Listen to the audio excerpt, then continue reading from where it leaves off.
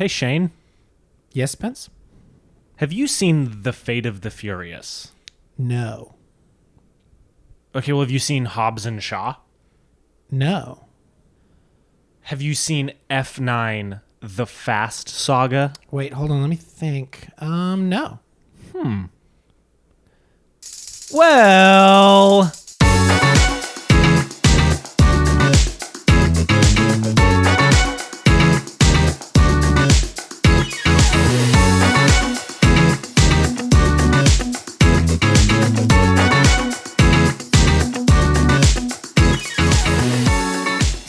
You have now. Yep. We're at the end of quite a long road. This here. has been a long road, pun intended. Yes, well, of course. Yes.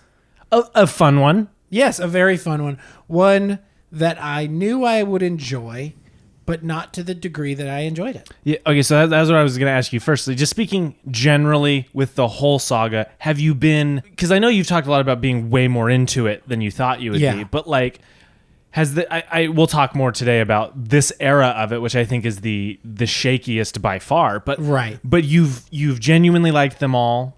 You're into them. You're a member of the family now. I'm a member of the family. You feel invested? Yeah. The thing that surprised me most was I knew I would like 5, 6, and 7. I kind of knew that going in. Those are the ones that everybody Famously the best ones. Famously the best ones. And so I kind of knew that I would at least enjoy those.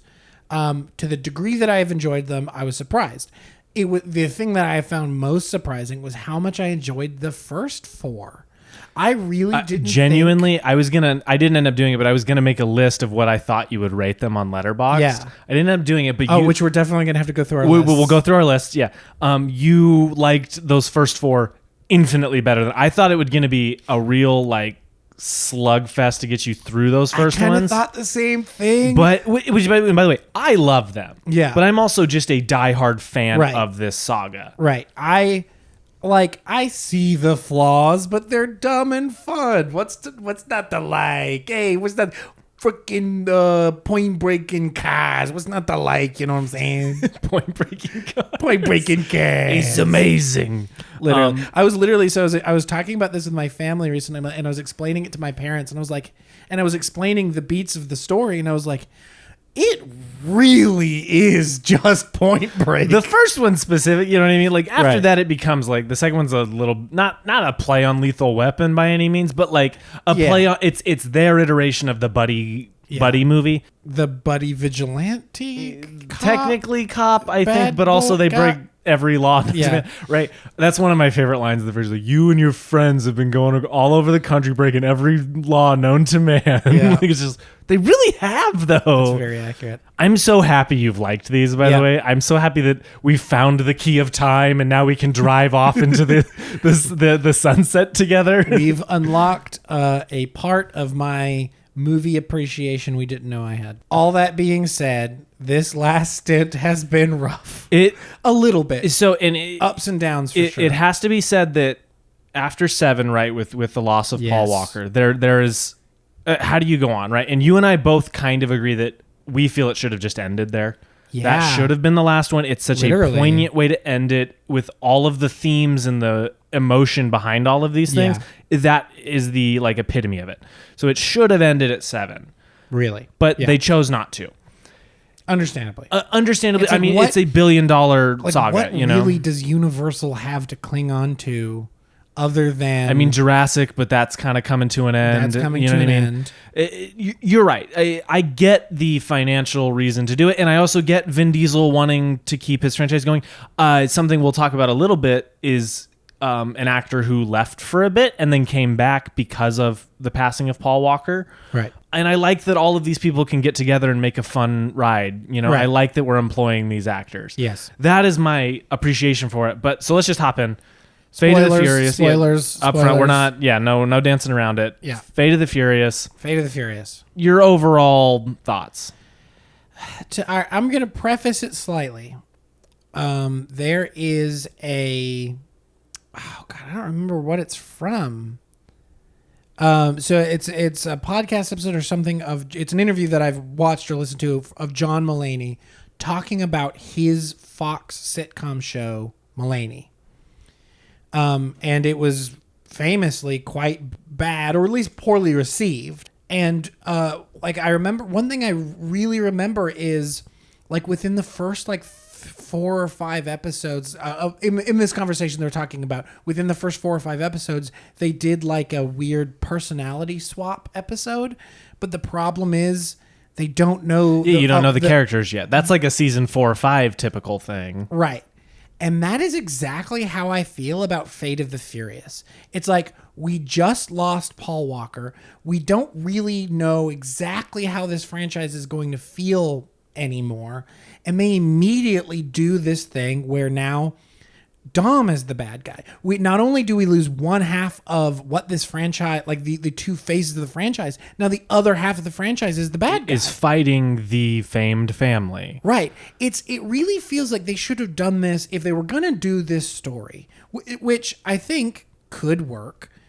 It feels like it was really poorly timed. But you and I also talked about, it's weird. It felt like they wrote something that would work better with Brian. Yes. Like this would be a genuinely emotional story if Brian was the one that are like, he's now leading the family, right, trying to fight his brother and stop him. Putting that character in that story makes it work. And it feels like they wrote it not realizing or not appreciating what exactly they had with Paul Walker's Brian O'Connor. Or they wrote it before he passed. And just pivoted it. And they were just all right, we got to do a bit of a rewrite. Which could explain the whole Jason Statham thing, which is, that to me is the biggest egregious part of this, is that Jason Statham killed Han. The dude killed Han. And then shows up and he's just in it, and him and the Rocker buddies. It's like, it just fundamentally goes against all of the intensity and sincerity that has been built up over 8 movies to this point. It just completely changes the I mean, like, look, I'm all for movies not being formulaic. That being said, it's actively fighting against what it does best. Well, because literally they have literally one moment where, I mean, The Rock and Jason Statham are the entire movie quipping at one another and yelling at each other. But they have one moment where Letty, Tej, and Roman all go, "You think we're working with this guy? He killed Han." And then they just brush over. He's like, "I'm not after him. I'm after." They give his explanation for being in the story. And I get it. You have Jason Statham. I love Jason Statham. He is endlessly charismatic. He's a really good martial artist. Very fun to watch on screen. I get the appeal of bringing him back in, but you have to find a reason. Right. Or you have to make the character interactions, which is one thing this saga has done incredibly well, is character interactions and everyone always feeling like themselves and fun ways to play off each other. Right. They just dropped the ball on that. Where it's like they just were like, oh, we have 2 charisma machines in Dwayne Johnson and Jason Statham. Let's throw them together. And it's like, well, no, dude, he killed Han. The amount of time spent on The Rock and Jason Statham is really disappointing. Well, and I think you can literally split the movie in 2, where there's one half that is like this Shakespearean tale that goes honestly a little too far in terms of a dark event that happens. It goes too far, but you have like the typical Fast and Furious, everyone's at intensity. Now Roman becomes too much. The writing kind of gets a little off the hands with him. Yeah. But they go too far with that. And then you have this other half of the movie, which is Jason Statham and The Rock. And then like a little bit Mr. Nobody, but I still think Kurt Russell's doing what he did in the last one. Yeah, he's not. And you have Little Nobody, Scott Eastwood's character, who doesn't return as of now. He might be in the 10th one. I'm not positive. But he's kind of part of this other thing where it's like there's moments where like I'm buying him, and then there's moments where I just feel like he's like the comedic he's the one guy Roman can make fun of because everyone makes fun of Roman, and it's like that's all the effort they put in. Right. And it's a bummer, dude. Yeah. And to be clear, I like the Shakespearean half of this movie. Yeah. I think it works mostly pretty well. Like it's the other half that ruins it. Yeah, and again, like I just go back to it just feels so poorly timed because it just like as we'll get into this, like F9 kind of feels like a return to form a little bit. Like they went back to like the family's still together, and it's like, and it feels like they should have swapped these 2 Oh, totally. Because then you introduce John Cena's character Yeah. in this one, and then he can, not replace Paul Walker. I would never say that because he can't. No. But he would fill a bit of a void for a like character storytelling thing, Right. In a mostly respectful way. Yeah, I think it just feels like poorly timed to me, and like I'll be honest, I cannot frickin' stand The Rock and Jason Statham in this. Look, there are scenes with Jason Statham that I enjoy from a like colors and sounds and motion kind of. You're seeing a dude do cool stunts, like where it's with like, him, and he, like you said, he's endlessly charismatic. But basically, everything they do with The Rock in this movie makes me want to peel my eyes out. Specifically, like the freaking soccer. Oh, his scene. introduction scene where he's like coaching is. Oh my goodness! It's like and a it goes scene on 3 times as long as it needs to. It's like a scene out of like The Tooth Fairy or like one of those like not great comedies that he was doing in the like mid-aughts. It's like that's what it feels like, and it is the antithesis of everything this franchise has been building. In the moment, right, that scene pops up. You literally looked at me like 30 seconds. And you're like, I hate this. And then when it was over, you looked at me and went, what happened to the dude that was walking off the plane completely drenched in sweat at 1,000% intensity, dropping the movie's one F-bomb to introduce him as a character? Yeah. What happened to like Wrath of God, Blood and Bullets? What happened? Yes. He's gone in this. And yeah, he still talks in catchphrases, but none of them are as funny. Or as intense. No, he's become self-parody. And that's another point that like I talk about the movie being kind of in 2 halves. Even within The Rock's half, right? There's what he's doing and there's what Statham is doing. And like the prison fight being the best example. Yeah. The Jason Statham half of the prison fight is entertaining. It's quite fun. In a shapes and colors action it's not like The Raid or John Wick, right? But he's doing cool stunts, real martial arts that he is really doing. And then there's The Rock's half where he's like punching people and they're flying around. He's like rubber bullets, big mistake. And you're like, and what happened to the danger? No stakes. Feels so weightless. Yep. It's like and I will get more into this in Hobbs and Shaw, because I'm a little bit Hobbs and Shaw I'm even more down on, I think, even than you are, and especially compared to this movie, but like the weight. Okay, so like you've got the light and nimble and quick Shaw, and then you've got the gigantic beast of a man Hobbs, but like they don't feel different enough, and it's way worse. No, they're both cool and tough. You know what I mean? And it's way worse in Hobbs and Shaw than in this. Like the prison fight, like they do enough to differentiate them as not only characters but also as fighters, as martial artists, like as people kicking ass. Even then, like Jason Statham is like zipping around, and like his feels light and not as weighty because his fighting style is like lighter and not as weighty. So it's like when you see The Rock like flying, you know what I mean? Like he's like when he lands, it should land with a thunk, and but it doesn't. Like, you know what I mean? No. Like it should shake it should knock somebody. I mean, like, look, we're at this level of intensity and like over the top action. Like when this dude jumps from a second story, like platform, and when he lands, there should be a ricochet, or not a ricochet, but like an area of effect, like a boss in a video game slamming his hammer down. There should be some AOE, man. Yeah, well, it just that part of it, and not only like that's just from an action perspective, just from like a comedy and writing perspective, it just feels so separate and different and weird, and it really especially shows with Roman. Where like before, Roman has always been the quippy, the one that's like reluctant to do things. I mean, him with the in 7, like getting pulled out of the plane. Yeah. Right? Like that's been his role. This one, it feels like, okay, I get it. You're the funny one. Like I understand. This is like the first one where I wasn't like, where I like actually kind of didn't like Roman. Yeah. You know, or it's like since freaking Too Fast, Too Furious, I've been a Roman stan. Yeah. So it's like this one where he's just like overly right, like, and he has his moments. Yeah. He's got like the parts of this that work. Right, there's the scene after everything with Dom for the most part works pretty well because it's that same level of commitment, that same level of like dramatic storytelling. Right, him and Letty. Their dynamic, I think, works. It's got its moments. Yeah. The big problems come into play right whenever you have like they're fighting a submarine, and Roman's like, they're joking about how he's shrinkage. They keep calling him. It's like I get it, guys, but where's the stakes to any of this? What happened? It's like there's been quips and jokes in these action sequences, but just like not to the level that there are in this movie. And they feel more poorly. Oh yeah, the scene I was going to bring up is like after Dom kind of raids the nowhere, Mr. Nobody's base. And they're sitting there and they're like, they don't know what to do. They lost God's eye. They lost their one way to track him. And we have this like one honest moment from Roman. Honestly, it feels like the only one in the movie where he's like, they're like, what do we do? And he's like, I know who. He's like, Brian would know what to do. Yeah. You know what I mean? You get that one moment from him, and that is it. Everything else is quips and jokes. And dude, you just say his name, like literally. Oh no, you're chuckling a little.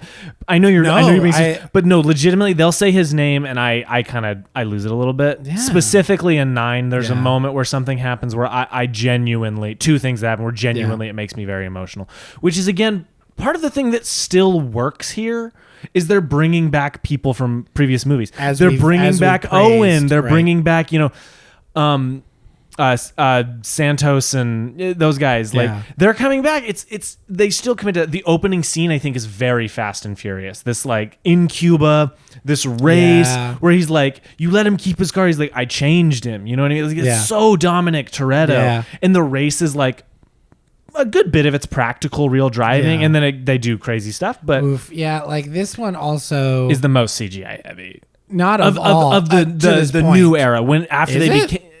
I think Hobbs and Shaw. Oh, Hobbs! Like I always kind of count. So here's the thing: I always kind of count Hobbs and Shaw as its own separate thing because it feels nothing like any of the rest of them. I mean, the title is technically The Fast and Furious presents Hobbs and Shaw, and it's like, no, dude, no, this is its own thing. Let them go do their own thing. I want The Fast and the Furious. Yep. But so with the exclusion of that, this is the one that feels the most CGI heavy in the wrong ways. Where like 9 uses a lot of CGI, but it's to do things you couldn't have done practically. Right. This movie, there's so much where you're like, you could have just shot that, but you didn't. Yeah. Which is a huge bummer. And this is also not directed by Justin Lin. I think that's an important thing to say. Yeah, this is F. Gary Gray. F. Gary Gray, who is, by the way, a really good director. I don't think the direction is necessarily what's wrong with this movie. I think he got stuck with 2 actors feuding and arguing over script points, and The Rock being such a big star, they had to give in on a lot of stuff he wanted to do. And so F. Gary Gray was just like, all right, I'll try to shoot it in an interesting way, I guess. I'll try to give it some energy,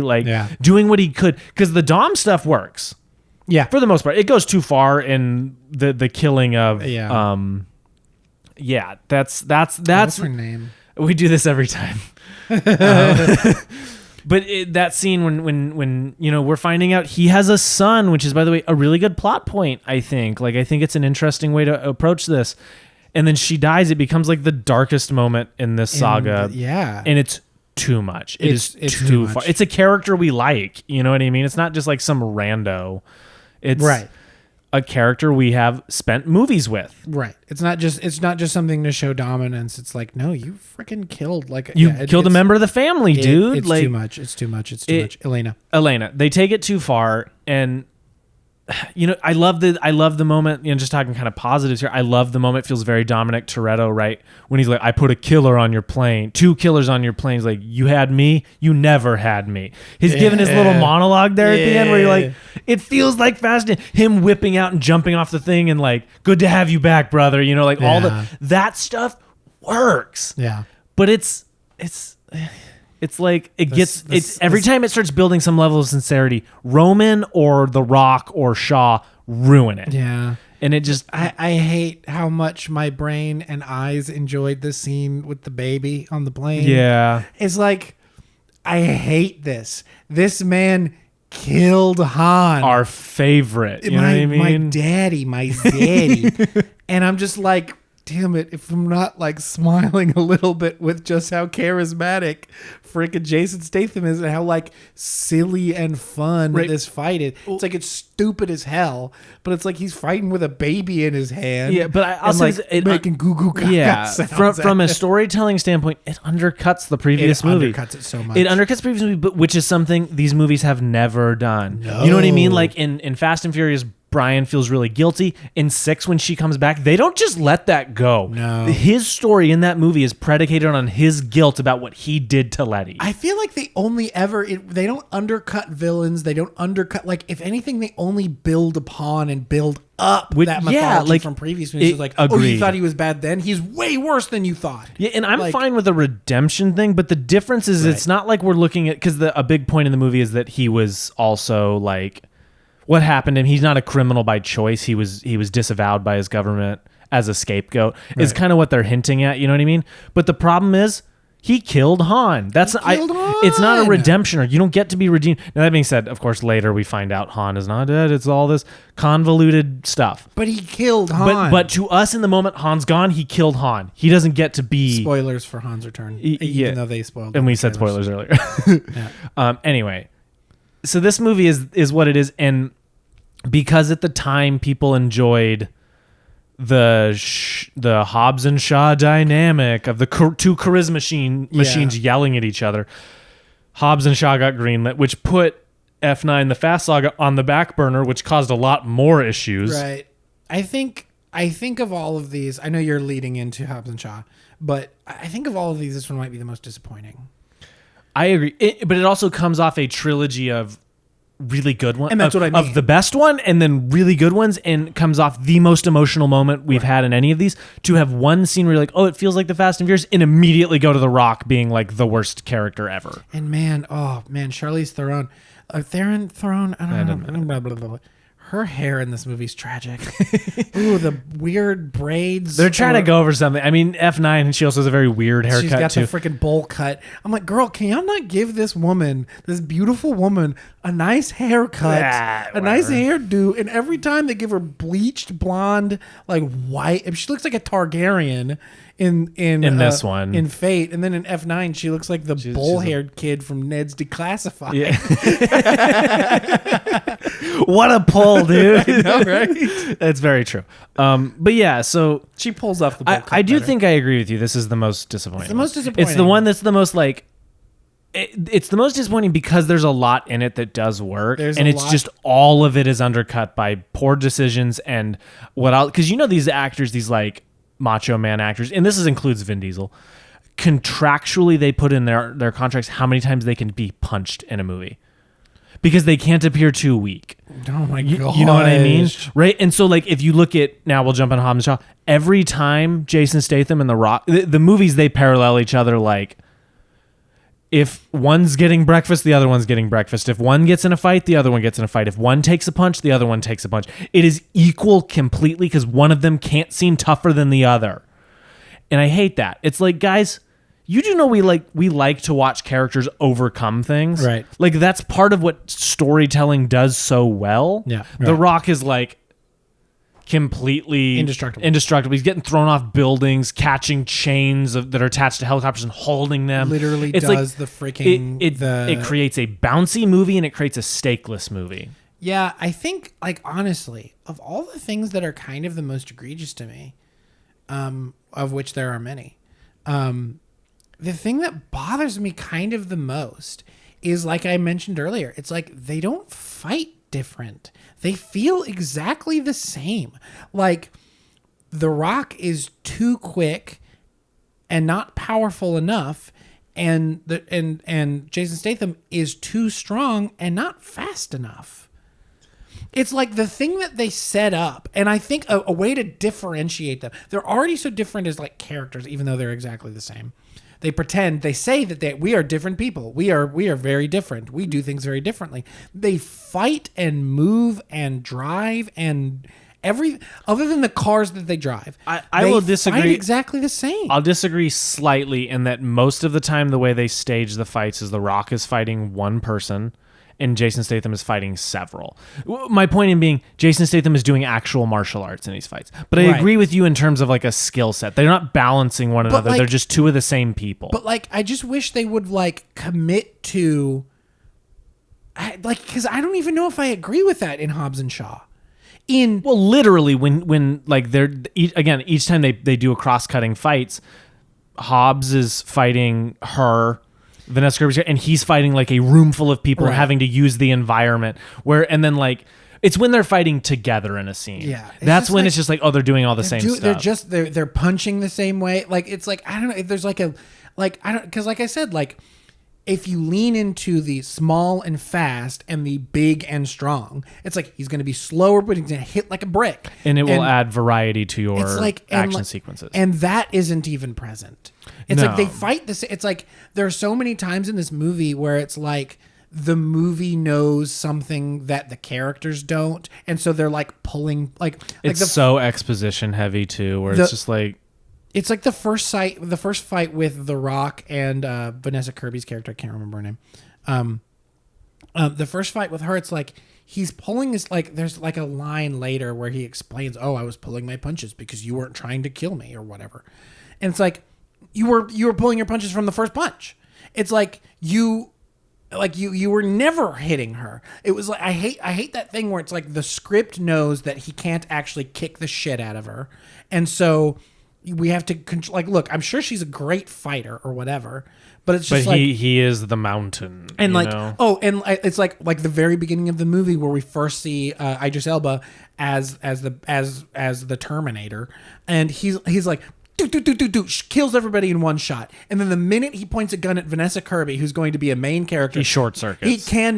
He can't shoot her. And the dumb thing, so dumb. What it is lazy, right? Like I kind of said in that you're right about that moment where he can't hit her because plot armor. It's like all you have to do is have him or have her hit him with the truck, and so he skids out, and whenever he lifts the gun, he's about to get her, and then she's around a corner. Yeah, it's like all it takes is you just going, okay, well, if he killed all those dudes, he'd kill her. So how does she get out of that? Yeah, and it makes her make a decision. Yeah. And makes the story work. Yeah, and that is so devoid of anything resembling that kind of thought process, which.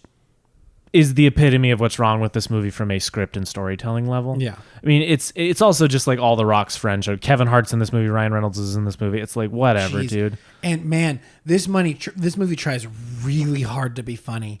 And it works 10% of the time. I can count on one hand how many times I laughed. This movie is clinically unfunny. Yeah. Throughout a large swath. You're watching two people quip at each other for 2 hours, and then occasionally one of their friends shows up and quips at them also. It's like... That being said, Helen Mirren is quite good in it. Helen Mirren... we didn't talk about her in the last one. She kind of is in this trilogy, right? Shit. And she is the best. She understands what movie she's in. She knows what movie every she's time. In. I really do honestly really like her in this. And I just like Vanessa Kirby because she's beautiful. Literally, she's super talented. Don't get me wrong. One of my I took notes through this entire movie. I took a lot of notes. I took literally pages of notes. Yes, he did. And one of my notes is Vanessa Kirby is pretty. So there's that. So it's do we want to go through your notes? I have a lot. Do you want me to do it? If you have some specific ones you want to address. I'm reading through I'm just going to blow through them. Yeah. How about this? All right. Villains are always crack shots on the red shirts and can't land any shots on the heroes. Literally, the entire movie. It's like they can beep, beep, beep, beep, beep, everybody around them except for the heroes. Idris Elba is literally the Terminator. He literally has Terminator vision. Oh, no, and we'll address that real quick. When did this become a science fiction franchise? I'm fine with invented technology and vehicles that can do what they can't do, but it was why is he the Terminator? Why does he have supervision, and why is it other than the physics of how cars should be able to operate? Oh, that's fine, of course. But at least it's the only thing that was not grounded was the physics. Yeah, what you're literally capable. But now they're introducing a Superman, super weapons and it's really sci-fi technology, and I'm like, okay.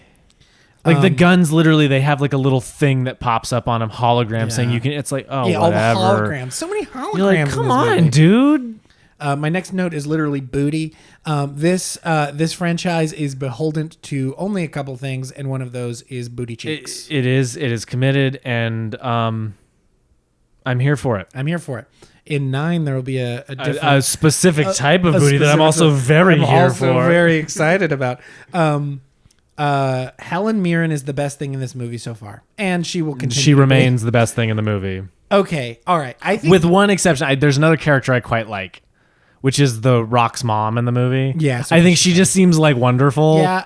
Okay. And she also weirdly knows what movie she's in, where she's just committing real hard and being so sincere. Yeah. Which is, again, we'll talk about that in a minute. We will get to that point in my notes. And I think this is going to be a big discussion topic right now when I'm bringing up.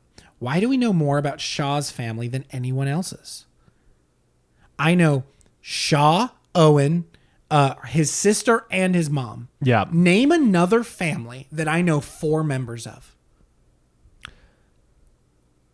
None. Yeah, There's not another family in this movie that I know 4 members of. Unless you're counting all of Dom's relatives that have been on screen, because he has his sister, him. It's just those 2, and then in F9 we meet his dad. We get his dad. We get his essentially their uncle of sorts. Right.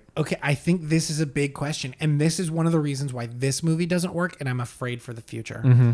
I think Fast and Furious is not about family; it's about chosen family. Family that you choose. Sorry, I just got chills how you said it. Yes, so I think it hurts this movie that it is so obsessed with lineage and the family you're born into. The family you're born into, your actual brothers and sisters. Because up until this point, we literally only have Dom and Mia.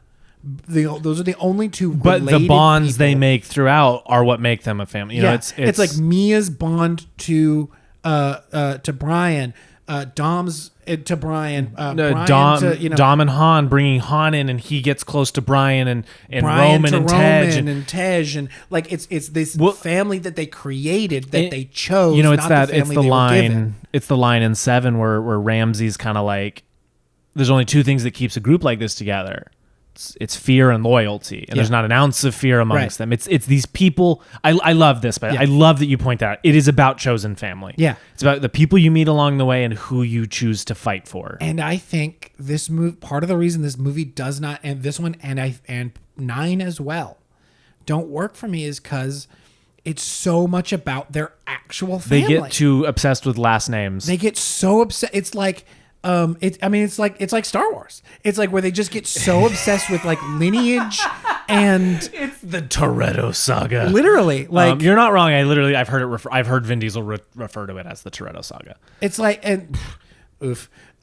Big oof. Yeah, geez. Okay. It's seriously, it's like Jerry Jones saying this is America's team. It's like, for listeners, that's a sports reference. Yeah.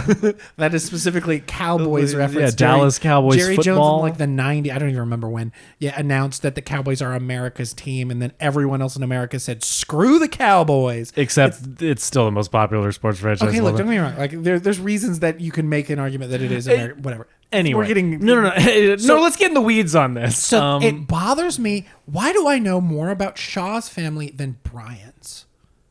Yeah, you know what I mean. Well, I don't Brian, give a shit about Shaw. That's the thing is they give with Brian up to this point you get hints. In 5, he's like, I don't remember anything about my dad. Right. It's a lost soul. And you look at Dom, and he's lost his mom and dad, and all he has left is Mia. Yeah. Right. Then the family he chooses. And Brian's kind of brought into this group. Even in the first one, he's brought in and affected by a chosen family. Yeah. And wants to be a part of that because the police force is not that for him, and he knows that. Yeah. And so in the next movie, when he reconnects with Roman and they become best friends again, a chosen family. You're very right about this. Look at Tokyo Drift. We're bringing back the antagonist and his dad or his uncle or whoever. It's that's not chosen family, and it doesn't work. That they don't get along. That dynamic doesn't work. And I love in this in F9, Sean, Lucas Black, and Bow Wow come back. You know what I mean? It's again the commitment to bringing back people we've loved in this is palpable. And you're right. Even that movie is kind of in one way or another. It's about him reconnecting with his literal father, right? Yeah. But it's also about him finding where he belongs with Han and with all that little group. Yeah. Even in 9 with Han and I can't remember her name. The girl that he saved. Yeah, I can't remember. It's even chosen family, dude. Circumstances brought you together, but your loyalty and your choice kept you together. It's they said family so many times they kind of forgot what kind of family they've been talking about this entire time. No, this is you're bringing up a great point. You're right. 9 is where it gets a hiccup comes in with this. I hadn't even thought about the idea of choosing. And so it's like, well, that makes it like 9 the most emotional scene to me, outside of 2 specific other moments. Yeah. Is when Han reintroduced himself to the group, and they're like, "Oh my God, he's back! He's our brother. He's here." You know what I mean? This movie, there's none of that outside of like Hobbs reconnecting with one of his brothers, which is like pretty good. And the thing about Hobbs and Shaw that we'll really talk about, I'll just bring it up, is the sincerity and how late, like every Fast and Furious movie from beginning to end is like sincere as hell. And this one waits till the third act to even approach anything resembling sincerity. Yeah, and it's too late. And it's just too late. And this thing is, that part of the movie is why I brought it up from a 2.5 star or a 2 star to a 2.5 star, is like the third act where it's like, oh, you guys can have like, real emotion. You kind of remembered what movie you're making. Exactly. Okay, I'm going to continue down my list. Yeah, why do we know more about Shaw's family than anyone else's? Ryan Reynolds? ? I literally hate this scene. Ryan Reynolds is the exact opposite of Vin Diesel. He's literally just Deadpool. Like, and Ryan Reynolds is like, he's charming as hell. I like Ryan Reynolds, but I hate everything he's doing in this movie. Everything. He's doing the same thing he's done since Deadpool in every movie, which is just play himself. Yeah. And then, you know what? Know your brand, know what you're doing, but this is a Fast and Furious adjacent movie. Yeah. It has to be a few things, and it's none of the things that it has to be. I mean, he's literally just Deadpool. At least this movie looks slick, and I think this movie looks really sexy. It has a ton of David Leitch's style. Yeah, it is sexy and slick and like high, like it looks expensive in great ways. Like I really think this movie is one of the best looking ones. Yeah.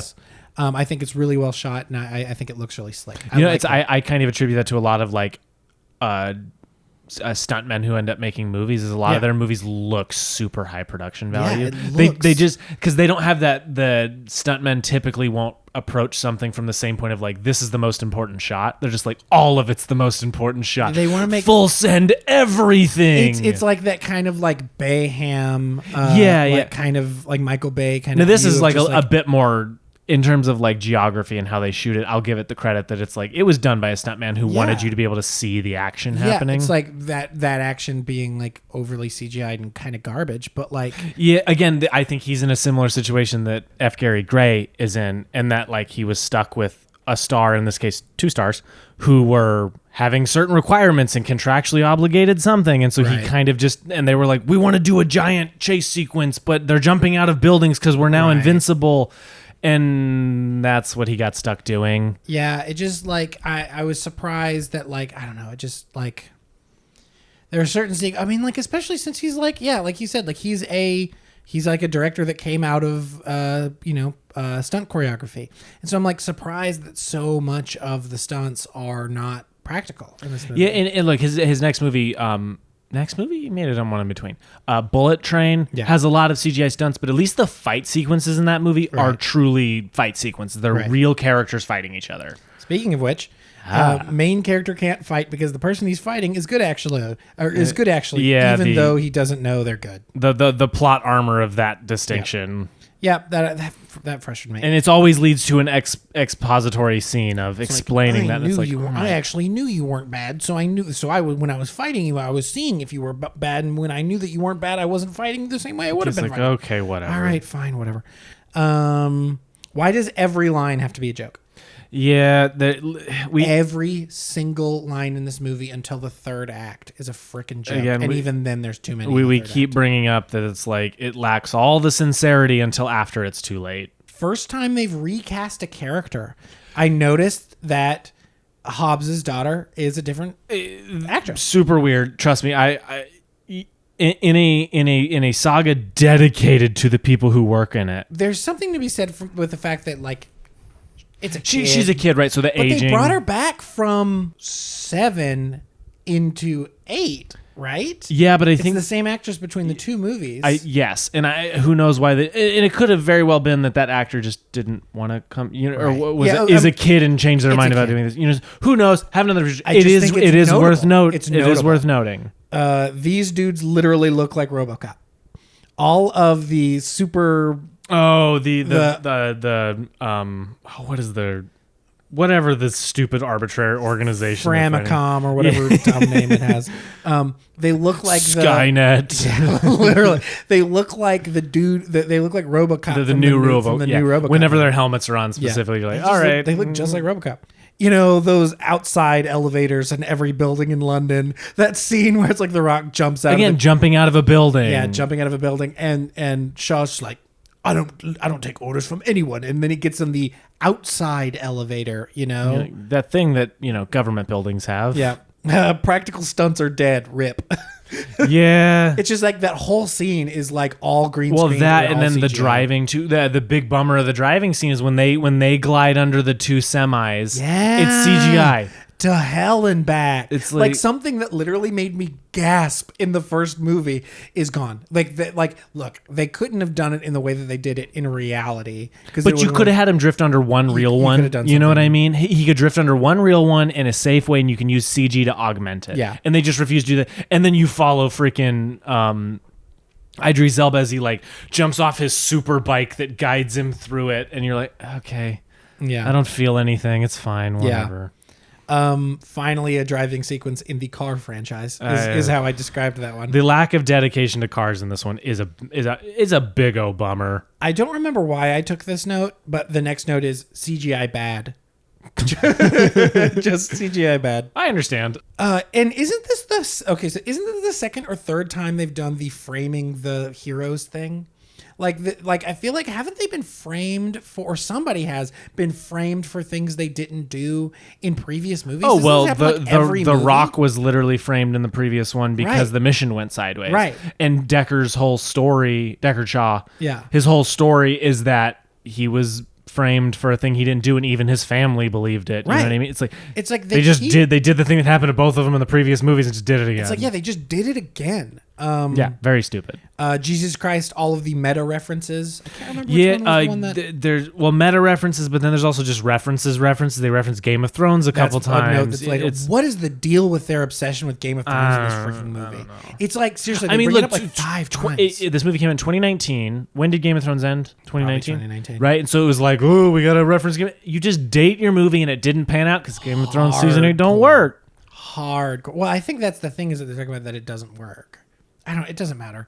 It doesn't matter. Yeah, she just got told she's going to die no matter what, and she doesn't give a shit. Yeah, they go to a bar. And then later they bring it up, and there's a genuine scene. But again, at that point, too late. It's like they could have taken 2 seconds, literally, just a beat before she has a reaction. Just that could have been done in editing.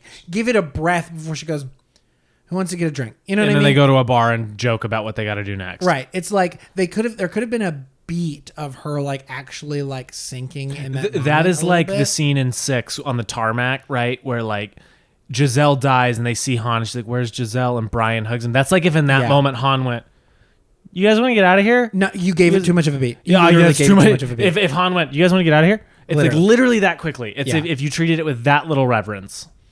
Mike Oxmall, oof. Yeah, they commit to that one hard. Yeah. The next one is, this movie does not deserve to look this good.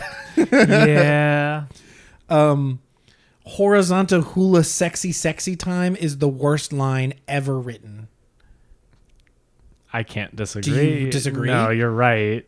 Kevin Hart? Question mark? I'll give it this. Kevin Hart shows up and he's having a bunch of fun. Yeah. And at this point in the movie, it's like I've given up on it being anything resembling coherent. And so it's like, might as well let this guy show up and give some It's fun. Look, I'm glad, I think I said out loud, I was like, if he doesn't come back in the third act, I'm actually going to be mad. And he does.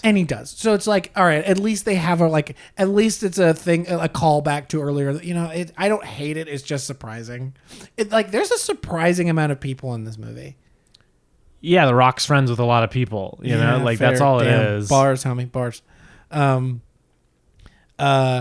feel like Deadpool gave David Leitch some bad habits. We talked a little bit about this, and again, I'll bring it back to the star he's working with. Yeah.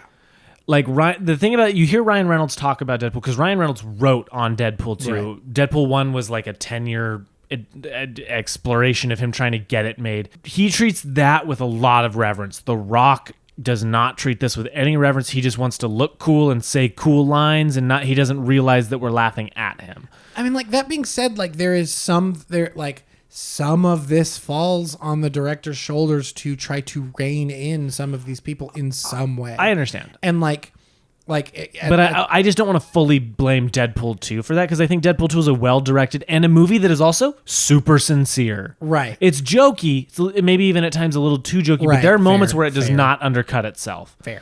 This movie does not have those moments until the third act. I think the thing that, like, bothers me about it is Deadpool 2 is funny, and this one is full of jokes, but Deadpool 2 had a script instead of just what I presume is like The Rock's in-house quip writer. His studio Yeah, notes. just writing as many notes as he could about cool things to say. The supermodel thieves are more interesting than anyone else in this movie. The like scene where they go to the Russian, and they're all supermodels and they're like breaking into this like Russian mansion. Like, that is so I'd watch that movie. I would watch the shit out of that movie. Yeah. Like, that is so much more interesting. Or just a movie about Vanessa Kirby's character. Or just a movie. Because I'm not saying she's interesting, but she's doing a good job. Or just a movie with just Vanessa Kirby in it. True. Like, it doesn't need to be. It doesn't need to be in the Fast franchise. The Rock looks like. Did you just laugh at your own joke? Okay, wait. The Rock looks like a bug that's about to pop. Okay, worth it. That was a good one. He looks like a bug that's about to pop. Is there any world that The Rock is the cool one? Oh, we talked about this a lot, where it's like he thinks he's as cool as Jason Statham, but Jason Statham is like doing literal martial arts and is just cooler. He's the one who kicked ass and took names. There's like 8 dudes in that one room, and The Rock had to do was fight one very tall man. Because he needed to be cool that he punched someone bigger than him. It's like Jason Statham's like kicking the shit out of 12 people. Jason Statham is a better actor. Yeah. It's the scene where they're being like tortured, where they're getting like shocked, and I'm like, okay, it actually looks and feels like Jason Statham is in pain, and The Rock is just like clenching his butt cheeks. Well, The Rock can't be hurt because he's The Rock. Electricity don't work on rocks. It looks like he's constipated. Yeah, like it's. I really fell out of love for The Rock because of these. They sour you on him a little bit. A lot bit. Like for the me. first, like 5, 6, 7. Yeah, love him in these movies. All the rest, I'm like, can we get him out of here? I agree completely. This next one like actually broke me. I think it's in that same scene. He's like talking to Idris Elba. It's Jason Statham. It's Shaw, and he's like, "You assume the worst in people, dude. You were a fucking assassin. Yeah. You assume the worst in people. It's like, and you don't. Yeah, it makes very little sense. Literally, all this man has been doing is talking mad shit about The Rock, who is like in universe a good person, and all you do is talk about how awful he is. What does that even mean? It makes no sense. Again, it's not caring about any of the emotion here. It's just giving a guy a cool line. Yeah, literally. And is it even cool? It sounds really cheesy. I didn't say it wasn't cheesy. I mean, like,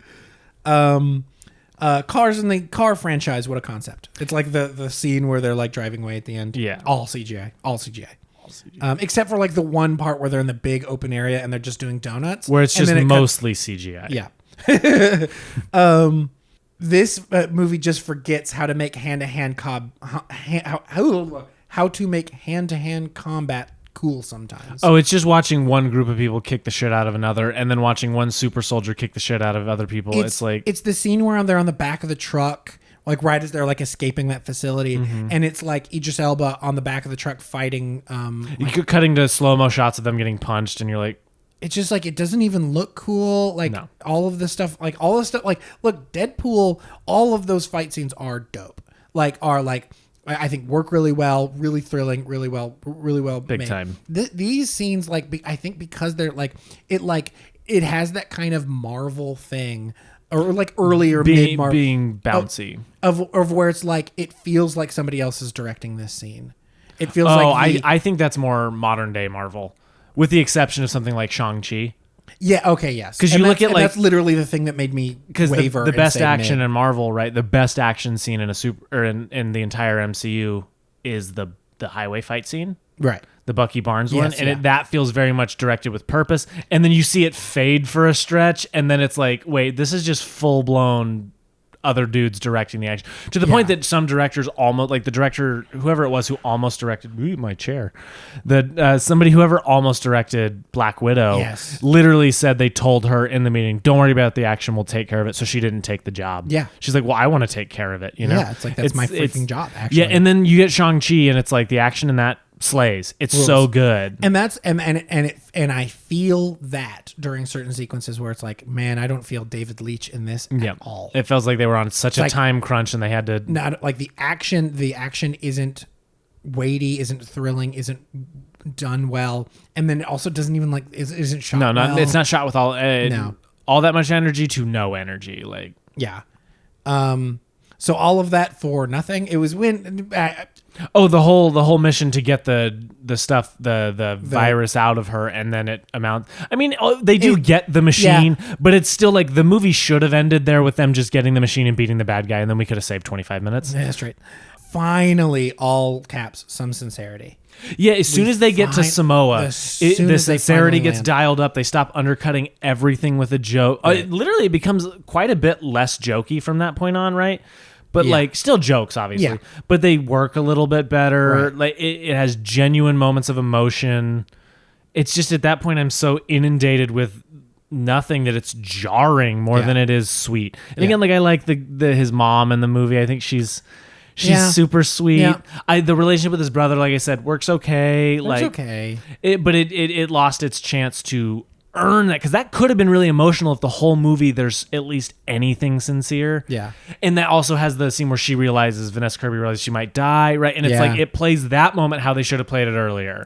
It's just a nightmare. It's just like finally I think that is the scene that I took this note on. Finally, some sincerity is when she's like given up. She's like, all right, we're on option. You need to kill me. You need to. It's like that's the scene where it's like, why has this not been here this whole time? It's like, look, I'm okay with some jokes. I'm okay with some Roman. I'm okay with some jokes in this franchise. Yeah, but even Roman is sincere. Right. Like even in Fate. Even in Fate, he's got his moments. Yeah. It just took so long to get there. Yeah, dude.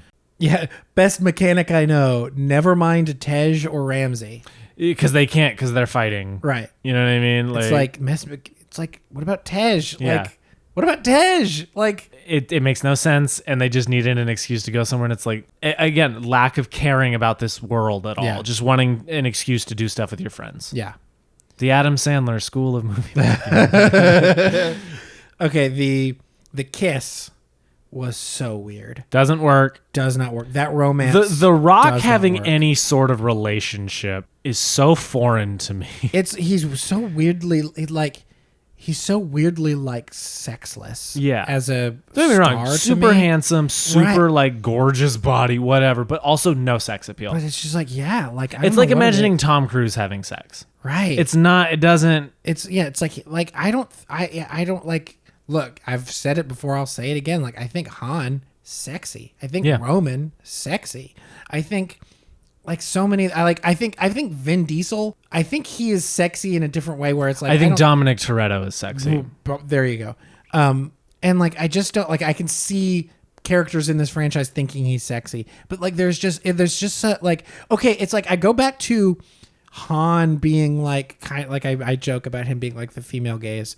It's like where it's like he doesn't have to prove he's the best, and he just is. And he just is. He's just like, he doesn't have to prove that he's cool. He just is cool. There's something like there's a quote from Game of Thrones. It's like Tywin Lannister saying like, no true. If you have to say, I am the king, you are not. You are no true king. Yeah. It's like if you have to say like, I have a lot of sex. It's like, I immediately like raise my eyebrows. And that's a problem with both of them. Is again, it's like, yes, you're both cool, you're both tough. I get it. Yes, move on. Yes, but every joke is predicated on that exact concept of being tougher and cooler than the other guy. Yeah, and so it's like it just doesn't work. Doesn't work. The kiss was weird. Finally, something cool and fun. Where they strip away the guns and they have to fight hand to hand with like the Samoan weapons. Super cool. Having a wrestler in that scene is cool. Yeah, like and the scene with him and like all his like family look, I don't know what the actual like name of the chant. Like I know it's like a thing. It's similar to like a haka kind of thing. Yes. So it's like I loved that. Yeah, I was it like, works, this is dude. super cool. Like the breaking down, like having to do hand to hand, super fun. I wish that would have been the entire third act. And fight. they just, moving on to the whole car chase thing. And like, don't get me wrong, there's a element of fun to that car chase because the sincerity's been built up, but it's all CGI. And so there's no part of me that's like worried about anything. Yeah. So that's where that falls apart. And then we got the Captain America shot. Oh, where he's like the chain. holding the chain with a helicopter. It's like, man, you really just want to be in an MCU movie. He really does. And now he's Black Adam. And now he's Black Adam. So at the last fight, the last fist fight between the three of them, my note was, this Mortal Kombat stage is kind of badass. It literally just looks like something out of Mortal Kombat. You aren't wrong, and I'm never gonna unsee it. And I was like, fun. I'm okay with it. Like, at least it's cool. Oh, it's an interesting setting. The rain is cool. It's you know what I mean. So much slow mo. Too much slow mo. That fight is 3 times as long as it needs to be. Oh, it's so long. And the most interesting part is Vanessa Kirby's half when she takes out the one guard with like the actual takedown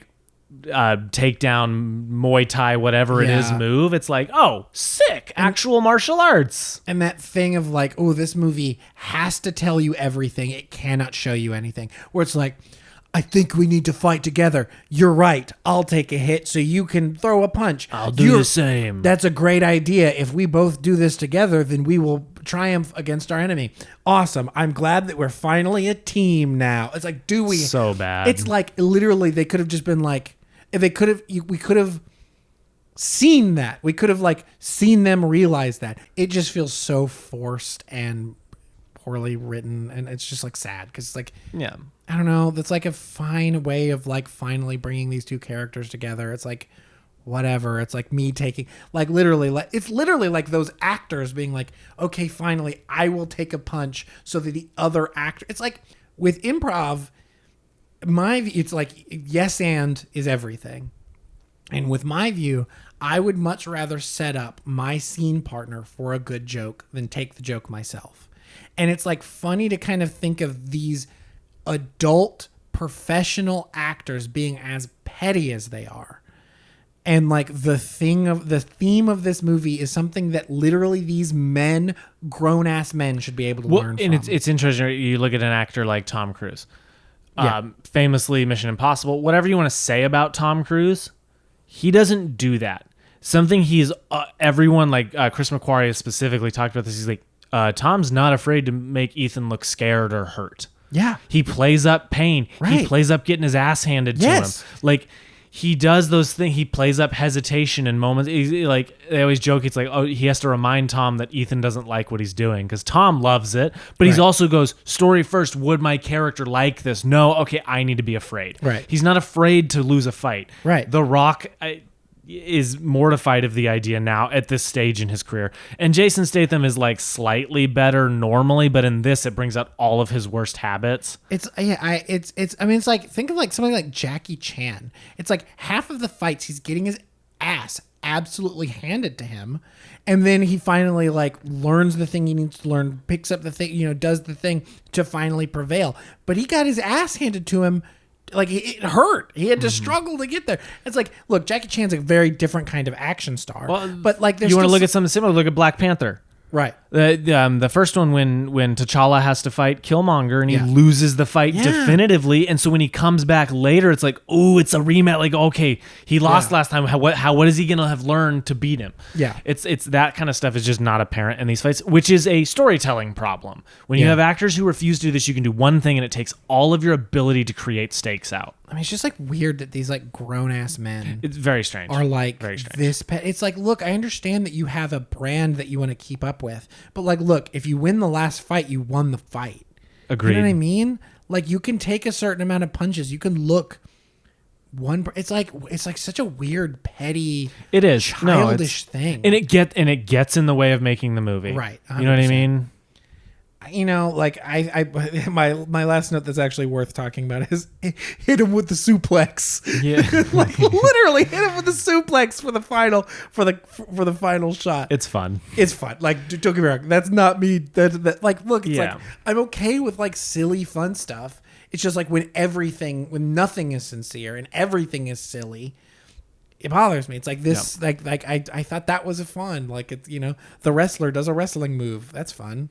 Yeah. Okay. And so we've been shitting on this. Sorry, I've been shitting on this. I've had a lot of notes. We've been shitting on this movie for a while, but I also think we're valid in being frustrated because I'll be honest with you, like the Fast and Furious movies, I've talked about it for 2 episodes now. It means a lot to me personally as a somebody who wants to make movies, somebody who loves talking about movies. It means genuinely so much to me. Right. So to see somebody like The Rock come in and perfectly seamlessly fit in for a stretch and then kind of single-handedly hurt 2 of these movies so much. Right. And it breaks my heart, genuinely breaks my heart. Push and shove his way into it and steal it. Yeah. Genuinely. And look, I don't know what's going on behind the scenes. I don't know all this stuff. I know Vin Diesel in the weirdest, cringiest way possible tried to get him to come back for 10. Didn't work, and I'm not necessarily on Vin Diesel's side either. But what I'm definitely not on the side is The Rock pushing and fighting for his own version of this franchise when it is this much worse. When it loses everything that made those movies work because of him, because of what he wants to do. Yeah. It's like, then go do this, call it Dobbs and Plah. I don't care. You know what I mean? That's a great name. Thank you. I just came up with it. Go do that somewhere else. Yeah. So needless to say, The Rock is not in F9, the Fast Saga. And the movie is better. It's better for it. Just real quick, just before we get going and before we really talk about this movie, we went to space. We did it. We made it to space. We did Woo! it. Okay, that was like a joke for a really long time. And the funny thing is, I think they did it too early. Though my favorite part is before we watched it, Shane, we were talking about 10, what's going to come for that. And Shane's like, they're going to go to space in 10, right? And I was like, yeah. Probably in 10, right? And then they go to space and he just jaw drops and he looks at me, he's like, what? Yeah. We went to space. And it is dumb and silly. Yeah. But it works. Yeah. And they brought back the dude from... Yeah, they brought back Sean and Bow Wow. I can't believe you remember his name. I'm a Fast and Furious stan, homie. Does he feel completely different in this movie than he did in... Or is there something to be said for the fact that he's grown? There's something to be said for the fact that he's grown. I agree with you. He feels a bit looser. He feels a bit more willing to but I also think that comes with age, right? Yeah, he becomes DK. You're seeing flashes of who he was before, but as not a dick. Right. Look, don't get me wrong. When we talked about Tokyo Drift, I didn't like his character. No. So it's I don't mind the change. Well, and I'll say this. When he reunites with Han in this movie, genuinely pretty good. Yeah. Genuinely so sincere. It's again, they don't forget that these characters mean something to one another. They remember these histories that these characters have had. And it's emotional for Han too. He's really excited to see him. He's in his Han way. And it's even different for us because it's been a decade since the last time we saw these two people on screen together. If not more. Yeah. If not more than a decade. No, I'm telling you, it's that's the difference here, right? Is that they didn't just plop people in. I mean, Cardi B's in this movie, and she's in there because it's a cameo, and it's whatever you get. It's literally a 45-second scene. Yeah, who cares? If that, who gives cares? That's whatever. She's in it. But Helen Mirren in this movie is whenever she finds out it's his brother, she's genuinely surprised, and she doesn't make light of it. She does a little kind of off, whatever. Yeah. No one is quipping at the expense of a moment. Right. Not even Roman. I think they reel Roman back for the most part. Yeah, he's got his stupid storyline. But fun, Roman thinks they're invincible, which by the way, he's right. It's a good fun meta joke. No, it's a meta joke that they used to make fun of him, but then at the end, right, they find a way to bring it back in and make it actually relevant, to ground it really well in an actually kind of touching, kind of poignant way, dude. He's it's faith, it's whatever numbers, is all that stuff. I'm so into it. Yeah. I very much felt like F9 was there's stuff that I don't love about it. And like I brought up earlier, I think this movie does itself a disservice by bringing in the guy who's all about family, his long lost brother. So much of the family thing, the actual blood family thing, bringing that so much into it. That being said, yeah, I think they handle it okay. Yeah. You know what I mean? John Cena doesn't feel overly out of place here. I think he's a bit more self-serious in the wrong way at times. But seeing him and Dom face off and square off, I like that. I think it's interesting. I think it works. I kind of disagree. I don't think he is more. I mean, like, because he is such a. I think it works for the character. No. Don't get me wrong. The first time I saw this, I was not in love. So this is interesting. This came out before the Suicide Squad, and he plays Peacemaker in that. Yeah. And I was so excited for that movie.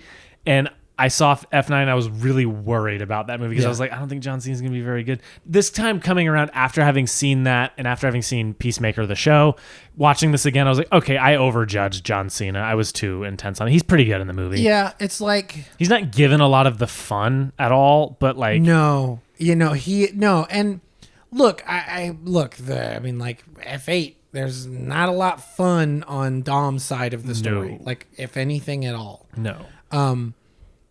There's still a lot of heart, but not a lot of fun. And I think this is kind of a continuation of the, like, not very fun, but it's like there's still a lot of heart. In conjunction, right, to this idea of the Toretto legacy, which is what we're starting to exclusively play with, it feels like. How did you feel about the flashbacks? This movie has a framing device of flashing back to the events that sent Dom to prison and interlaying his brother in there. I don't know. I'm a little conflicted. I'm of two minds about it. Yeah, like the things I appreciate about it, I appreciate that they didn't just CGI those two actors to look younger. They just got different people that look pretty good. That look pretty similar to both of them for the most part, and I think those guys are good in it. The guy who plays Dom, the voice is perfect. Mm-hmm. He really nails like a young Vin Diesel. I think he did that really well. And I think those scenes are genuinely super emotional and super like sincere in all the right ways.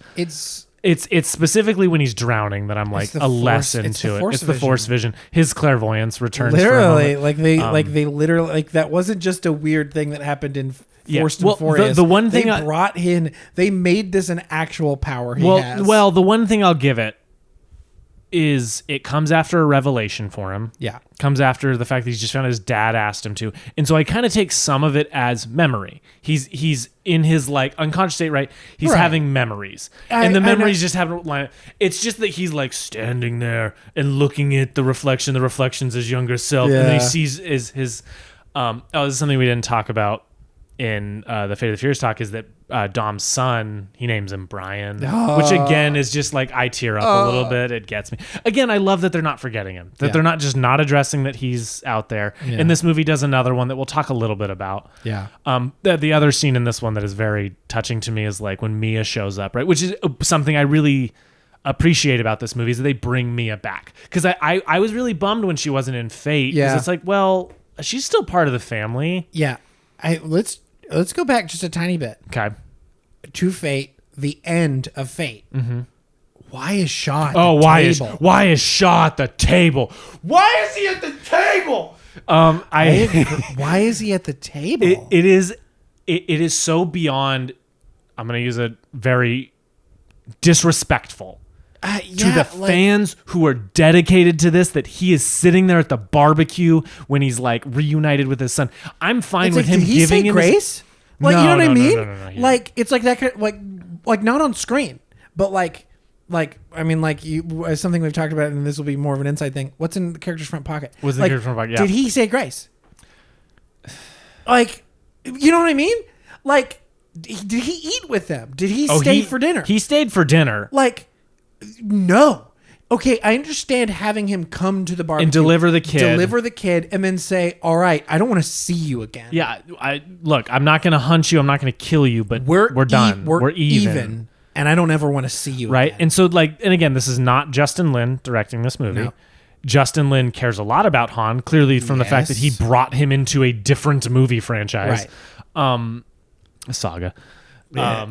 Anyway, it's that kind of thing, right? Why is he at the table? And then this movie 9, another part of the thing that it also undercuts 7 a bit, in that Han comes back and it was all a plan from Mr. Right. Everyone secretly worked for Mr. Nobody is basically what I'm learning. Apparently. That is a bummer. That being said, we get Han back. It's like that kind of thing that it's like those kinds of things that I think like just kind of don't work about this movie. No, it's the plot that doesn't work. Yeah, it's like the sincerity's there. A lot of the emotion works really well. It's like the whole freaking Cypher's here, but she's in a cage, and she made a deal with the guy that John Cena's working with, and that oh no, now they broke out of that, and now John Cena's John Cena's on there. So that doesn't work. They needed to simplify a lot. Is what they needed to do. Guys, I'm sorry. I don't care about Cypher at all. No, Cypher doesn't. I don't care about Cypher. I love Charlize. I could not care less about this character. Yeah, I agree with you. Trust me, I'm not team. Just wait for it. Just wait for it. Oh God. Oh no, they're gonna do this. I hate. Should I even say it? Say it. Put it out there. She's gonna be an O'Connor. Oh, I don't agree with that. What the reason I say this is because Brie Larson has been cast in 10, and I think she's going to be his Brian's sister. I think that's what they're going to do. Okay, if that's who if that's who she's playing, yes. If not, am I wrong? So let's talk about this real fast because there's no way that she's not connected to somebody in some way at this point. I don't know. Really? I don't know, man. I don't know. Look, you may be right, and if you're right, that specific connection sucks. I don't want to see that. No. Sean's sister.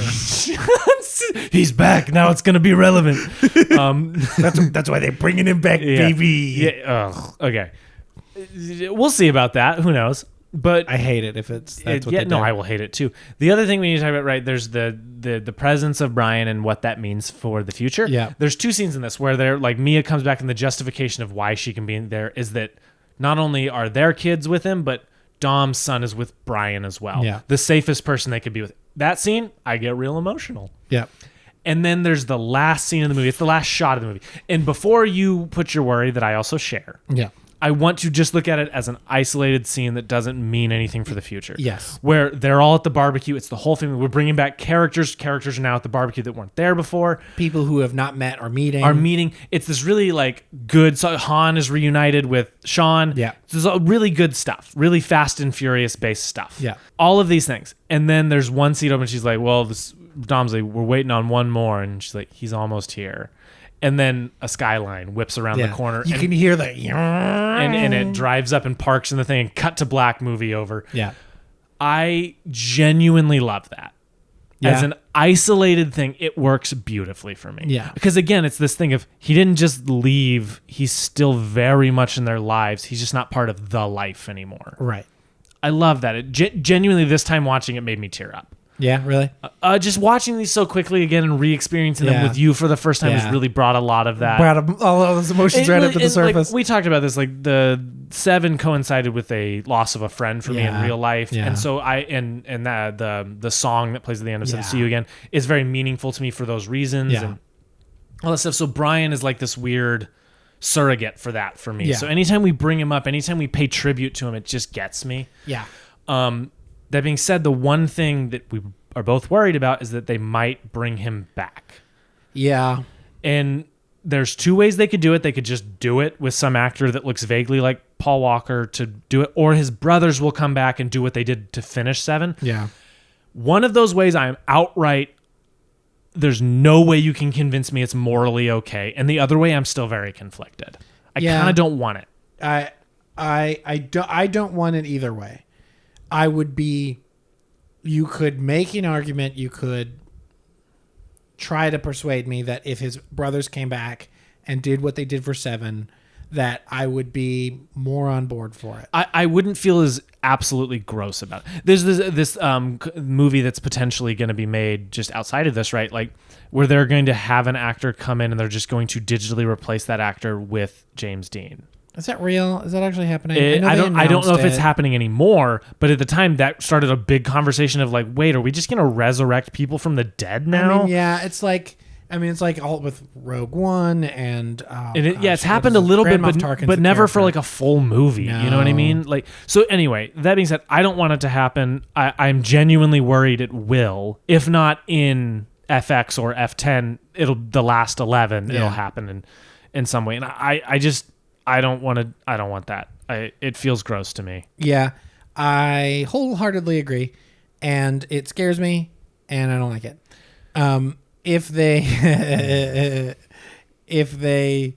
So we've talked about possible futures. Yeah. And speaking of futures, There's only one way. They've been to space. Where else can they go? Time travel, baby. Time travel. Time travel. Fast to the Future is what I've... Then, if you're listening, you can use that title. No, trademark. You have to pay us for that. Pay us in putting us in the movie. Or we could direct it.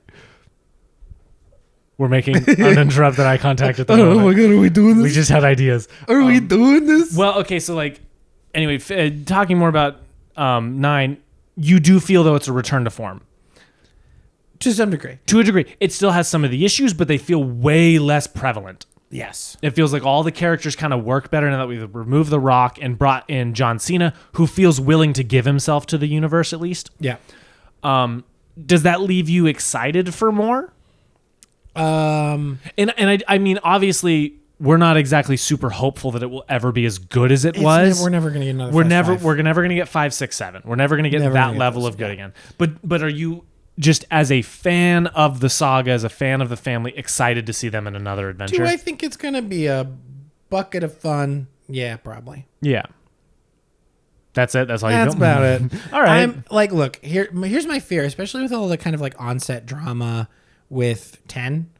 You know, Justin Lin leaving the director's seat. He's still producing it, but he left the director's seat. Producing it to what degree? No one really knows. And the dude who took his place, I'm not exactly excited about. I've seen some of the Transporter movies. I'll also add, like, it's just a white dude coming in to direct this franchise that hasn't been directed by a white dude since the first one. Yeah. It's really boring. There's something to be said for that. Really boring. Now, look, at the end of the day, they were scrambling, and when a director leaves a high-profile project like that because of set issues, not a lot of people are scrambling to do it. No.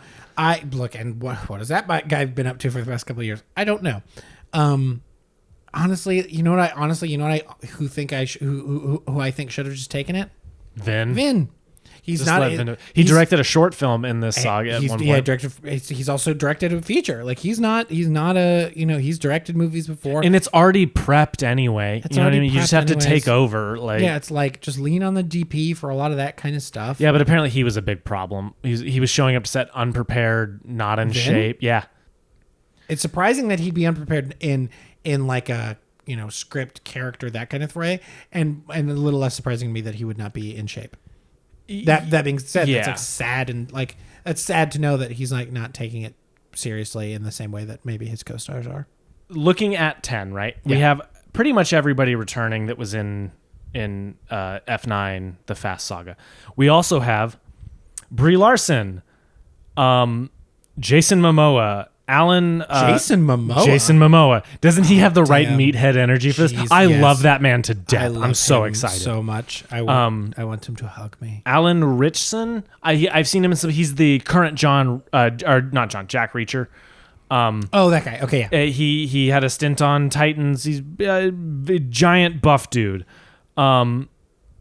Scott Eastwood is returning. Oh, fun. Helen Mirren is returning. Yes, thank you. Apparently Michael Rooker is returning. He shows up in this one.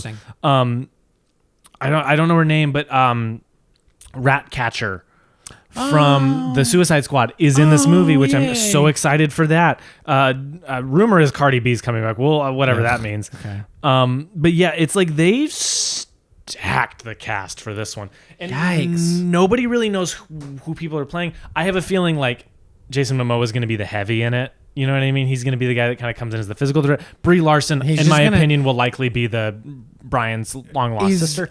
Is The Rock? No. Oh no, The Rock has made very clear he will not return. Oh, okay, cool.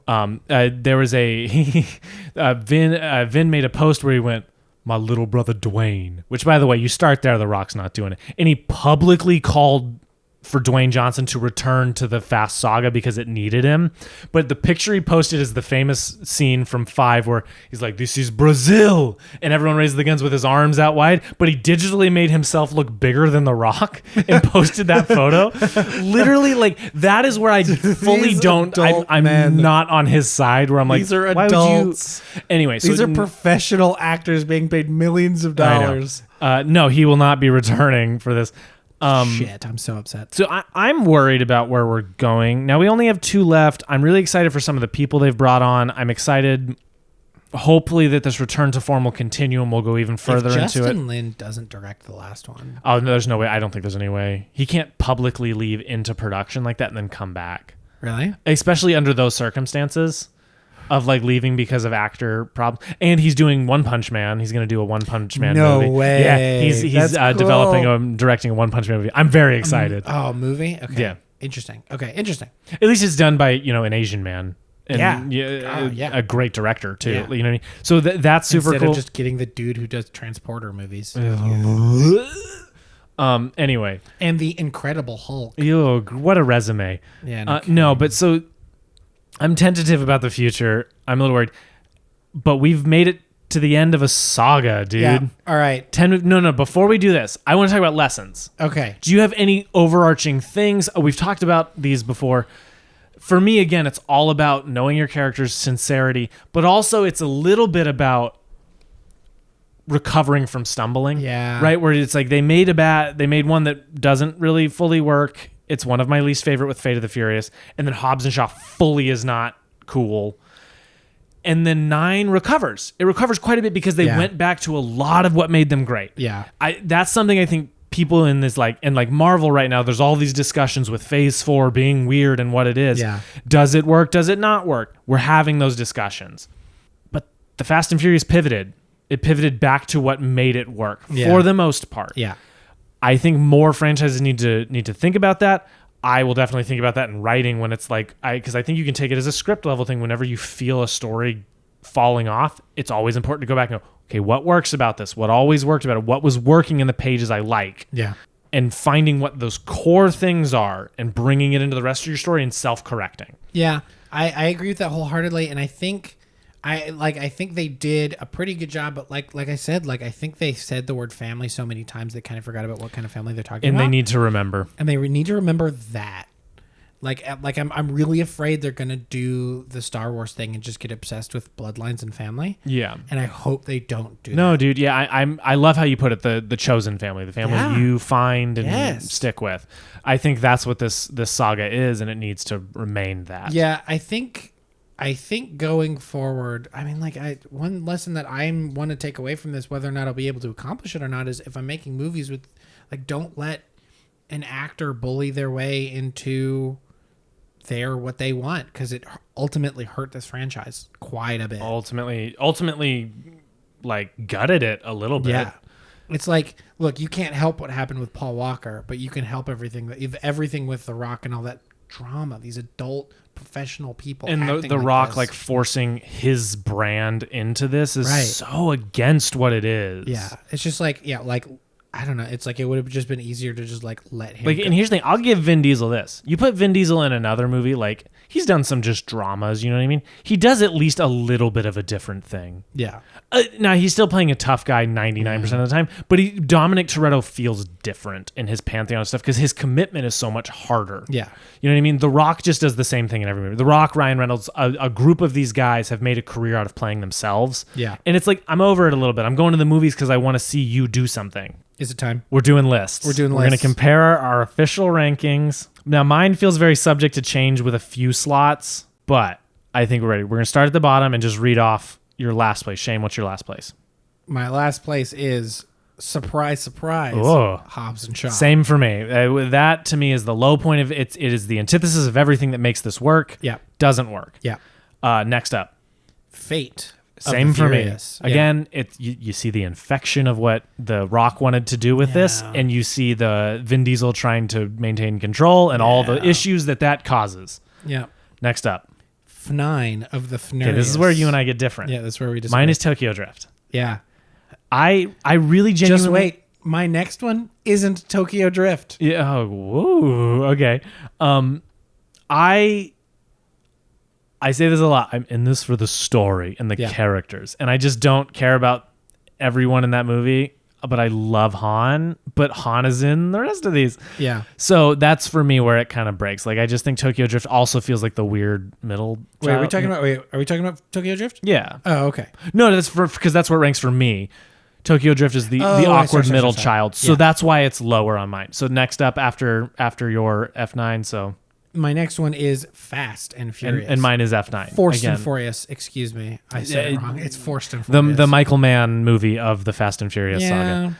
I get it. But again, it's the characters that bring me into that one. Because that is my next one up. Yeah.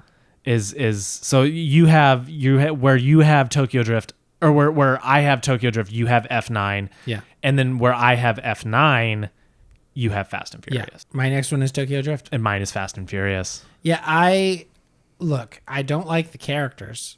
I don't like the main characters, but I like everything else. Yeah. The driving is super cool. The driving is great. Han. I'll say it again. Han. This is a moment of silence just for Han. Ooh, did you feel that moment? I felt it. Oh, baby boy. Yeah, like the driving is great. I think the movie looks really slick and sexy. I think the world that they've created, this Japan, is really fun and interesting. I think the bad guy and his family drama, I think, is fun and cool. Like, I like a lot about that movie. I just can't stand the main character and his girlfriend. Yeah. Everything else about it I like a lot. Yeah. It's just those two main things. They just happen to be the main character and his girlfriend. Yeah. Okay. The next two up on mine are just completely interchangeable, I think. I like them equally. But the next one on it is Too Fast, Too Furious. Mine's The Fast and the Furious. Furious. And again, mine are completely interchangeable. Yeah, I think so number 5 is The Fast and Furious. Number 4 for me is Too Fast, Too Furious. That movie's just so much freaking fun. It is. And Tyrese and Paul's homoerotic relationship is unbelievable. We've lost that a little. Oh, the booty. F9's commitment to John Cena's booty is amazing. We don't get a booty shot. We don't get much of one. Not with like cheeks, not with full cheeks like we do in all the rest of them. But John Cena's introduction is just showing his chops. Just a full chunky booty shot, and I'm into it. John Cena's got a great butt. Here we go, dude. I'm all about it. I love John. Anyway, back to what we're talking about. And then so yeah, we've got it interchangeable. I like the Fast and Furious quite a bit. I just think it's a bit self-serious. It's a bit. Yes, I think that the fun of Too Fast, Too Furious just kind of does it for me. I get it. Totally get it. Next, we might have different. I think they're the same, if I were to guess. Mine is Fast and Furious 6. Yeah, I think that all the way through it's 6, 7, 5. 6, 7, 5. Yeah. I think, 7's got its issues from a plot thing, but again, it's what it does right is all of the heart, all of the emotion. That send off to Paul Walker just means so much to me. Yeah. And 5 is like you and I were literally at a movie store the other day, and we're watching the grabbing movies we're gonna buy, and I just see you go and grab 5, and I was like, just 5, and you're like, yep. Of all, look, I'm very choosy about my physical collection. I don't get just like every movie that I love. I get movies that I know I want to revisit multiple times. And I like worst case scenario, world ends and I literally all I have is a Blu-ray player. Like movies that really mean something to me in some way. And the only one of these that I bought was Fast 5. But I also love that it means enough to you to have it. Like that genuinely warms my heart. Yeah. Because we experienced this together for your first time. Yeah. It was so wonderful. I love Fast 5. I think that movie absolutely rules. Hell yeah, dude. Yeah. So yeah, that's our ranking. And just as final thoughts, again, I can't say this enough, right? We've talked about lessons, we've talked about all of that stuff, but just one last time for me to gush about these. Yeah. I love them, man. Yeah. I get made fun of for how much. I went to film school and had to deal with with freaking 4 years of people being like, "You're actually into these?" Yes. I don't care. Have you seen them? Have you actually watched Exactly. them? And you said it once. I reject the term guilty pleasure. I don't like that term. Just enjoy the things you like. If it's not hurting anyone, love it. Yeah. Love it loudly. Yeah. But one time I told you I was like, I would call these guilty pleasure. And before I could say the next part, you went, but you're not guilty about it. And I'm not. Yeah. Genuinely, I'm not. Right. You want to talk about these movies? I love them. Yeah. They mean the world to me. And they've really genuinely informed some of my commitment to fun cinema. Right. And how it's okay to just tell these big grandiose stories that are just buckets of fun. Right. And bleeding heart sincere. Yeah. I'm all in on it. All in, dude. Yep. I like I said at the top, I knew I would enjoy a lot of these.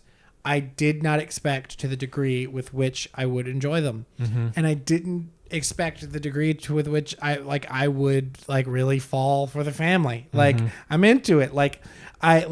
It saddens me how much the external drama kind of colors some of these movies. Yeah. Because the the characters deserve better. They really do. Which is, again, hilarious to say about the dumb car franchise. You know what I mean? But genuinely, I believe that. The fans deserve better. The fans definitely deserve better. People have been dedicated to this through thick and thin. Right, truly thick and thin. There have been peaks and valleys. There's a reason there are 10 of these movies, with plans to make more. Like, how many other franchises can say that? Not many. And not many with a dedicated fan base like this. Like Star Wars fans, I think, you get Star Wars, you get Marvel, where people like shill for it a little bit, where they can do nothing wrong. But you also get the other end of it where people are so furious and angry. This, I feel like everyone who's just into it, everyone who's into it is into it fast and furious. Yeah, 100%. Yeah, dude, I'm so genuinely glad we've hit this benchmark of our friendship where I finally forced you to watch these movies, and I have been so forced. And I'm so glad we did it, and we've talked about it for like 3+ hours. Yeah, no, this episode alone is going to be like a 2-hour one. It's going to be a long boy. But okay. We're moving on to our B segment, and Shane, you've prepared this. I'm nervous and I'm excited. This one is a fun one. I'm very excited for it. I have to pull it up on my phone, and it is taking its sweet time. Okay. There are a lot of these movies.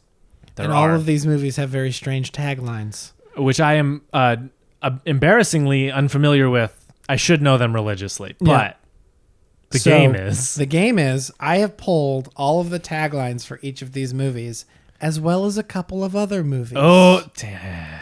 And I'm going to filter them in. Are they car related? They are action or car related. Okay. So like, I think only one of them is like just an action movie. The rest of them are specifically car related. Got it. Cool. So I will begin in 1 second.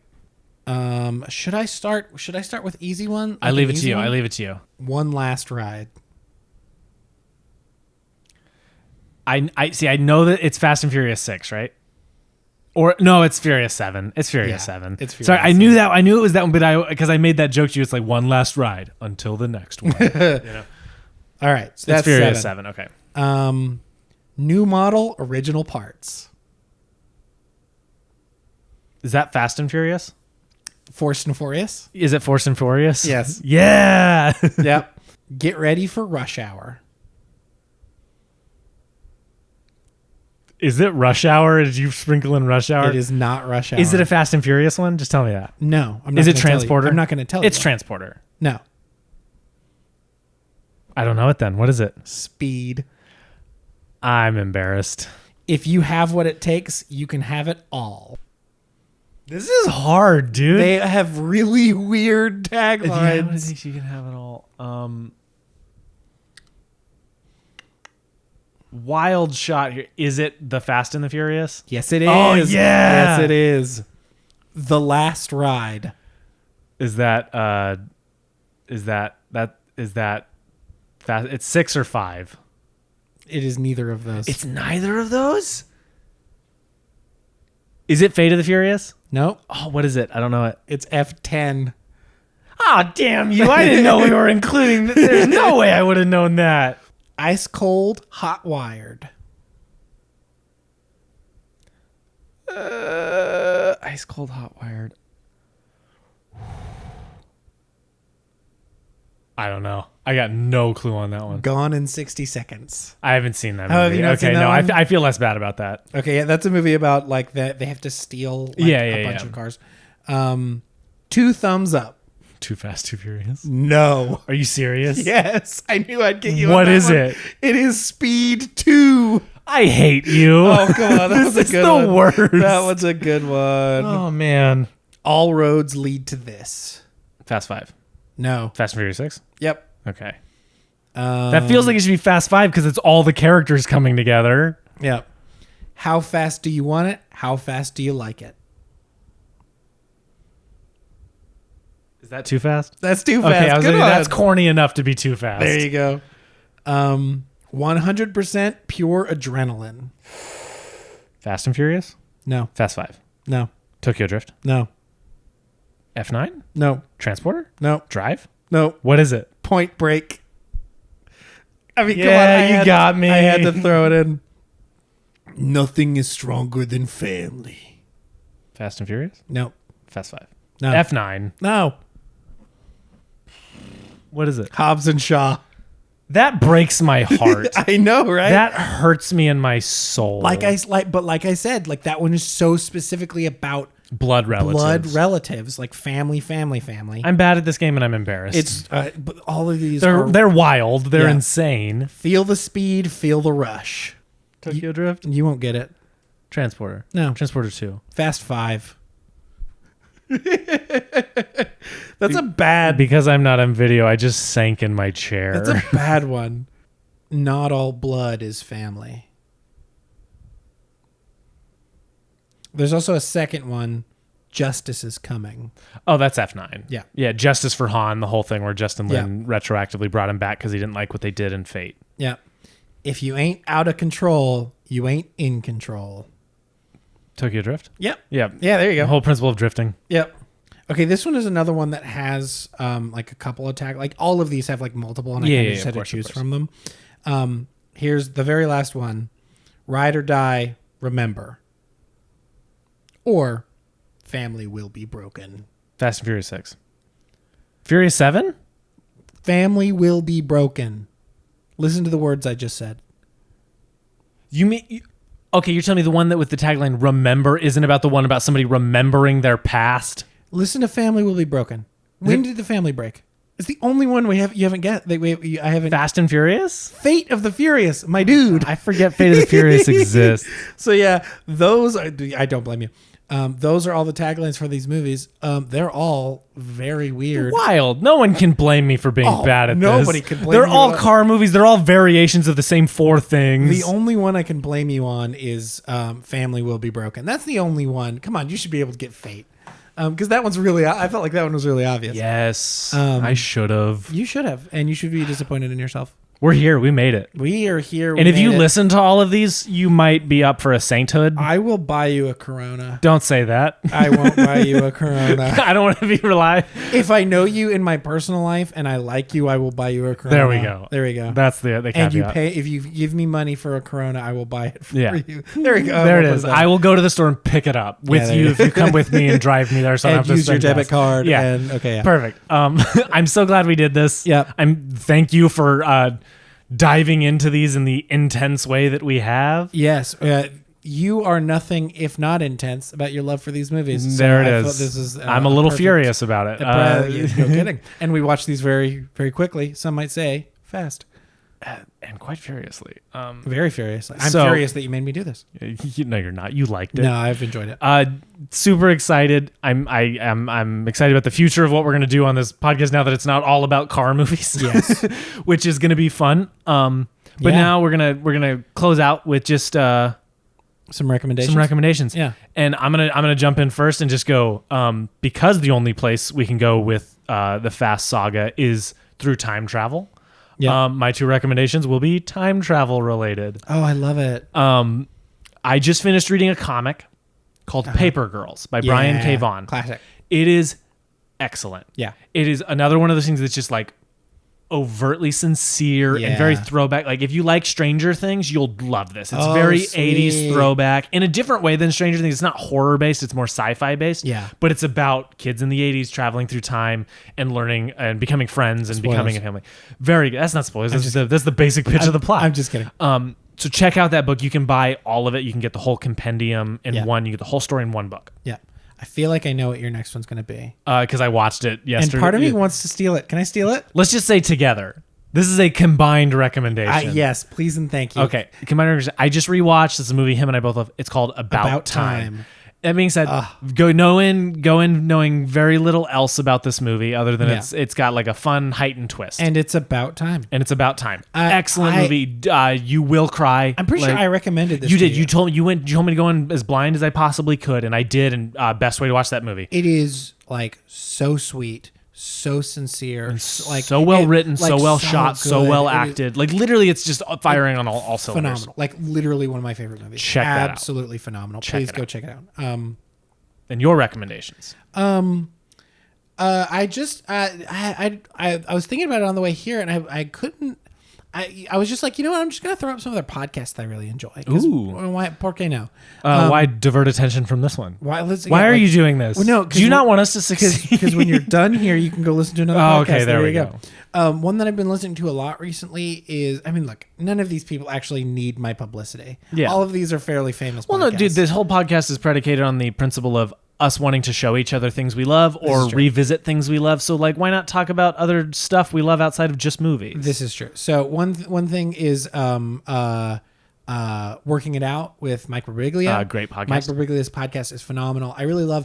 I've listened to the one I listened to most recently was the one with his brother, Joe Birbiglia, and it's just to talk about family. Like, it's okay. All right. Okay. No, my recommendations will be podcasts about family. There we go. I found it. This is wonderful.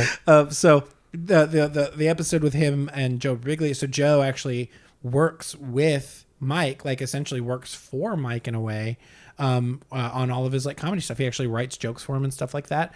It's a really interesting look into not only Mike Birbiglia's process, but also like the process of like going into business with your brother. I think is really interesting. Great episode, worth listening to. The other, it's a whole suite of podcasts, basically, just like basically everything that the McElroys do. I'm a huge McElroy stan, so My Brother and Me is like one of my favorite podcasts ever. They're like. You might have mentioned it as Mabim Bam on an earlier episode. Or Mabim Bam. I am fully and 100% a Mabim Bambino. So like if you're looking for some laughs, if you're looking for some goofs, some good wholesome fun, go. If you're interested in bad, at some point I fully plan on doing our version of Work of Fart, which is one of the games that they play on that show. So I fully plan Work of Fart. So what they do is they'll take a work of classic art, whether it's a movie or literature or whatever, or music or something like that, so whatever. They will take a name and change one or two of the names into like something puerile, like just a silly, so like, so one of them was like Moby's dick. Instead of Moby Dick, it's Moby's dick. It tickled me. it's a very funny podcast, and so that would honestly, I just listen to like most of the shows that the McElroys do. So I'm a big if you like video games, listen to the Besties. If you're interested in weird medical history, listen to Sawbones. I'm super into, if you like D&D, listen to Adventure Zone. I'm just super into what the McElroys are doing. They've got a very wholesome like community that they're trying to build, that they've built. They've been doing the Bam Bam for literally a decade. So it's like, I don't know, I'm talking about like they're new.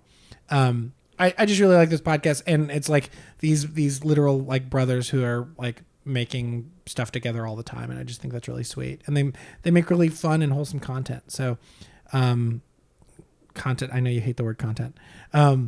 Podcasts. They make Thank you. Yeah. And also, if you're a video game person, look up Monster Factory on YouTube.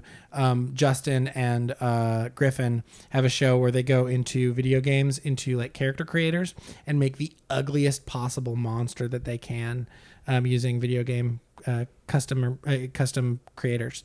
So go watch those. Those videos are great. Yeah, man. Yeah. We're at the end of the road. Yeah.